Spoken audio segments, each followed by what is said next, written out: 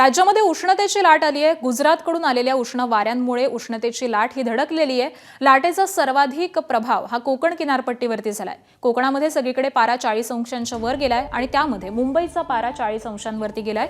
मुंबईमध्ये राम मंदिर भागामध्ये कमाल पारा हा 42.5 अंश सेल्सिअस तर विक्रोळीमध्ये 41.7 अंश सेल्सिअस वरती होता। मुंबईसह ठाणे, पालघर, रायगड, रत्नागिरी या जिल्ह्यांमध्ये 2 ते 3 दिवस उष्णतेची लाट राहणार आहे। त्या पार्श्वभूमीवरती हवामान खात्यानं येलो अलर्ट हा जारी केलाय आणि त्यामुळे बाहेर पडताना नागरिकांनी काळजी घ्यावी असं आवाहन देखील करण्यात आलंय।